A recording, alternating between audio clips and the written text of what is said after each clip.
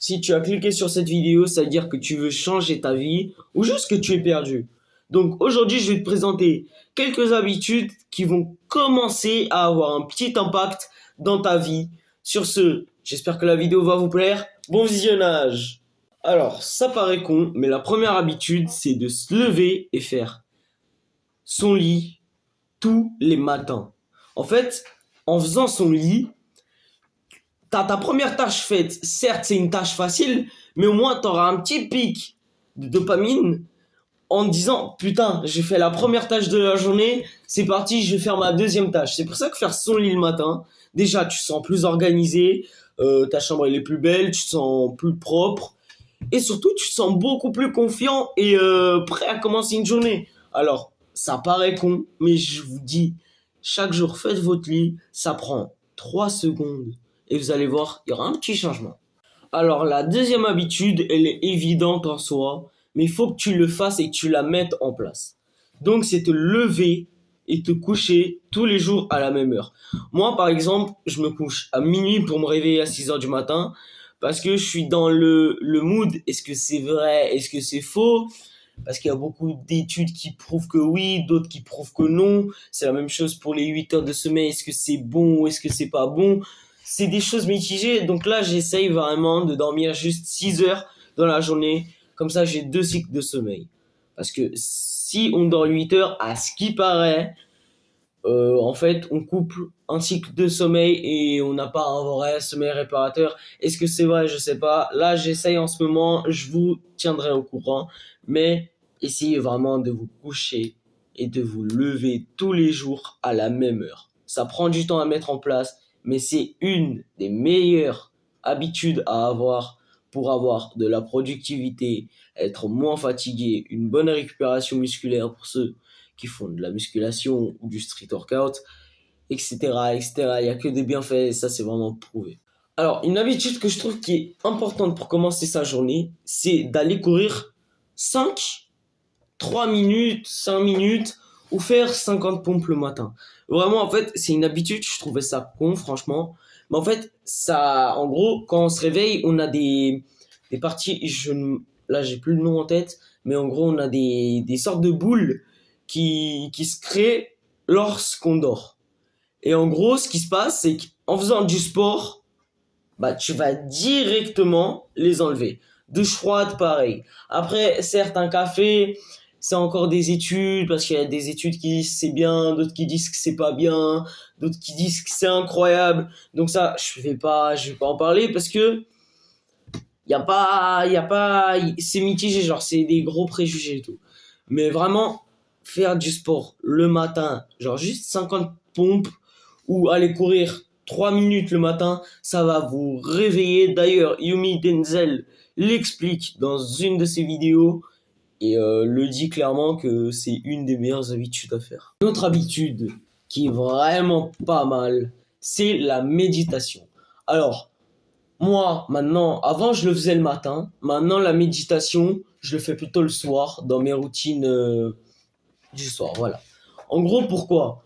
En fait, la méditation va te permettre déjà d'avoir un contrôle dans tes émotions, comprendre ton corps, être bien dans ta peau, clairement, et aussi de comprendre ce que ton esprit ressent, de vivre le moment présent. À cause des réseaux sociaux, on ne vit pas notre moment présent. À cause des jeux vidéo, il n'y a pas de moment présent. Donc, la méditation, juste mettre 10 petites minutes de méditation, j'ai juré, vous faites ça 1 mois et demi, vous allez directement voir le résultat. Parce que certes, la méditation, c'est un peu comme le sport, comme la musculation, prenons l'exemple. En fait, c'est pas le premier mois où tu seras grave musclé et tout.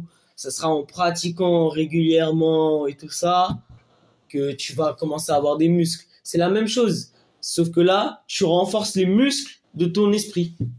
Alors là, je vais vous parler d'une habitude qui me tient à cœur. Parce que vraiment, je trouvais ça tellement, mais tellement débile de le faire. Mais c'est d'écrire, en fait, de prendre un papier. Et de chaque jour, bah là, je le fais sur mon ordinateur. Et en fait, écrire sa journée. Moi, en fait, je fais un résumé de ma journée. J'écris un résumé de ma journée. Et après, je mets 5 côtés positifs, 5 trucs que j'ai kiffé pendant la journée. Et 5 trucs que je dois améliorer ou même que j'ai pas kiffé. Vous voyez, en fait, ça permet de réaliser ce qu'on a fait durant une journée et voir ce qu'on a mal fait, voir ce qu'on a bien fait, pour voir si on arrive à avoir un juste milieu entre les deux. Franchement, c'est une habitude vraiment qui m'a changé la vie. Vraiment, je vous la conseille. Écrivez un résumé plus faites 5 choses positives, 5 choses négatives.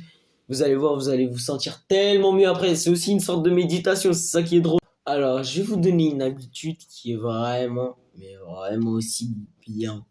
C'est qu'en fait, les douches froides, vous les connaissez sûrement.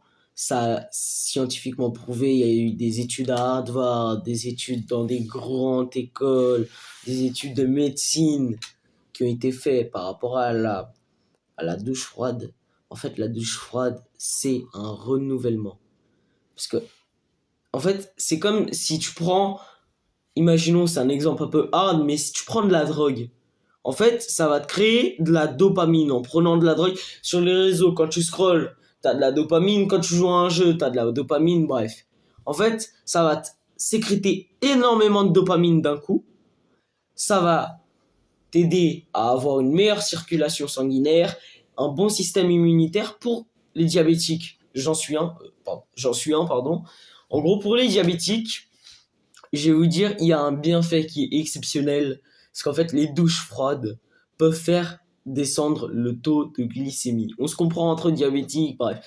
Euh, Franchement, c'est un truc qui est révolutionnaire, alors que depuis des lustres, en fait, on l'utilise dans notre vie.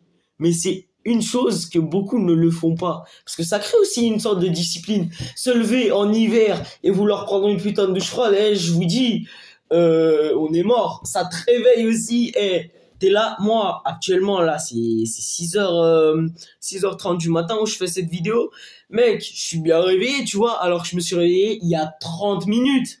Je veux dire, en soi, la douche froide, c'est exceptionnel. Donc, franchement, il y a énormément de bienfaits. Vous pouvez voir, vraiment, il y a plein d'études qui sont faites par rapport à ce sujet-là. Des études à Harvard, en médecine, partout. Donc, je vous conseille une douche froide. Et en vrai, je vous dis pas de mettre directement tout. Je vous dis pas de mettre tout directement dans le froid. Petit à petit, comme moi j'ai fait, au début, je suis pas allé directement dans le négatif. Je suis allé petit à petit, petit à petit, petit à petit. Et maintenant, je suis toujours dans le négatif. Voire même, j'aimerais essayer une chose qui est incroyable. C'est mettre des glaçons dans la baignoire. Ça doit être incroyable, frère. Mais voilà. Les douches froides, c'est révolutionnaire et je vous conseille énormément de les faire. Toutes les habitudes que je vous ai présentées aujourd'hui, je vous conseille de les mettre en place pour pour cette année-là et surtout en fait pour l'année 2025. Parce que franchement, vous allez sentir un changement, hein. Mais vraiment, vous allez sentir un bon changement. Sur ce, j'espère que la vidéo a pu vous aider, vous a plu. Si c'est le cas, n'hésitez pas à lâcher un petit pouce bleu et à vous abonner avec la cloche de notification parce que ça me soutient à continuer des projets dans ce type-là. Allez, c'était RK Afonso, à la prochaine pour pour des nouvelles vidéos de développement personnel et des nouvelles vidéos de sport. Allez, ciao ciao.